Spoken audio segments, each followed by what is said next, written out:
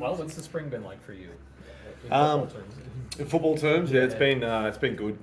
Just ironing out a few creases left over from the season last year, which is it's been awesome. Like it's good to have a full pre-season after playing my first season.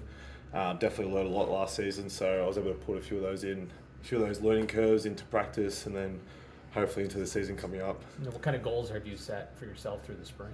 Just consistency, going out there no matter what the conditions are. Obviously here at Illinois, it's a tough place to punt, but I'm here and I have to learn to adapt to that and just see if I can get better in those conditions and do my best really.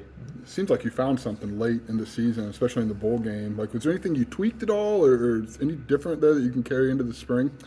So basically what I've been trying to do is shorten my steps a lot, which increases the speed of the operation.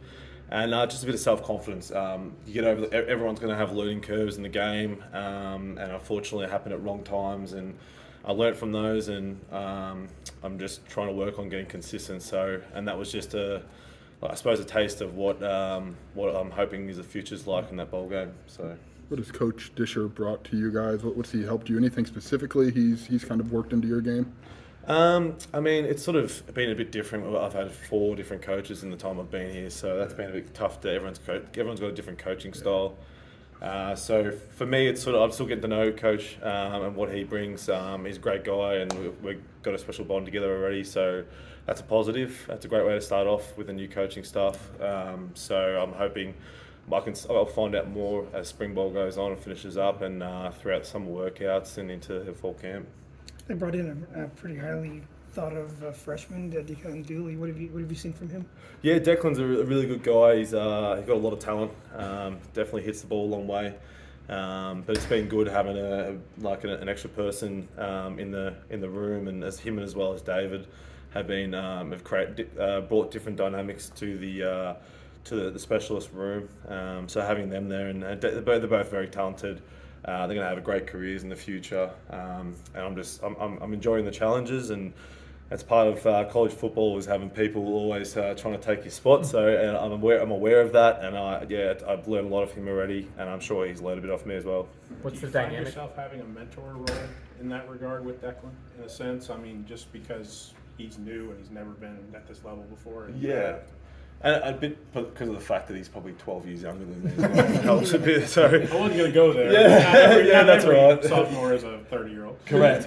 Yeah, true. No, it's sort of I'm sort of just still building a relationship with Declan and David.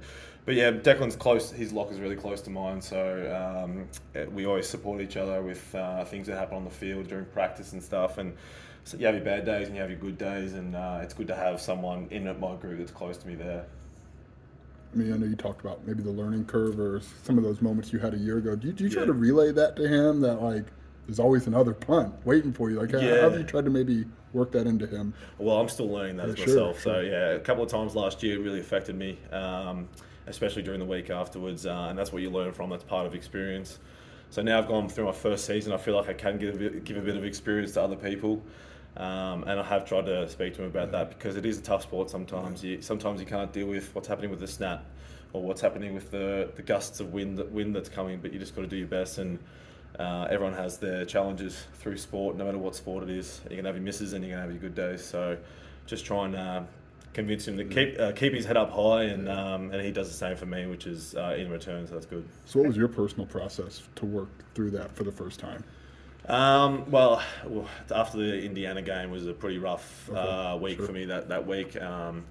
That's the first time I experienced sort of sporting mistakes at such a high level. So for me, it was sort of, my girlfriend was a huge support for me for that, and my family back home just talking me through it, and my coach, Sean Snyder at the time, he was excellent. It made me realise that everyone goes through these sort of moments, so you just got to keep building off it and taking your stride and bring it into the work you do the next week. So I mean, that's what I try to do, and there's plenty more learning curves to come, I'm sure. But every time I go to practice, I'm going to be improving. So I'm happy with that. Does your age and experience make that kind of stuff go better?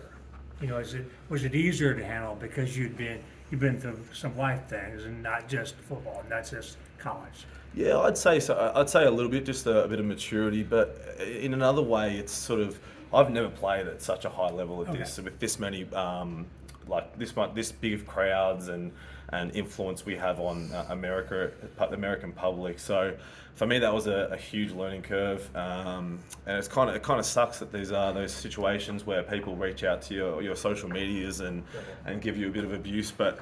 I mean, that's the world we live in. Yeah, it happens to a lot of people. Okay. So I'm not the only one that's experienced that before, but it's kind of sad that we live in that world.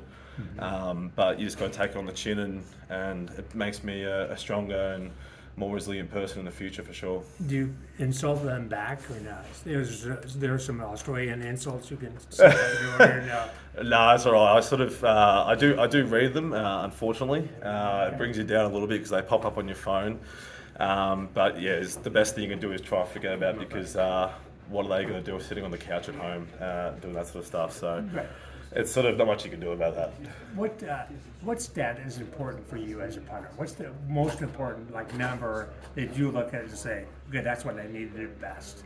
Well, for me, it's return yards. Okay. If I can keep that consistent, lowering those return yards as much as I can, that's a positive for me. So having my gross average close to my net average, in those terms, is what I strive for. And having that, I'm aiming for 45 yards gross average net, and above that, that's a good day for me. So if I can keep growing on that and achieving that goal, then that's a positive day of practice and games in the future.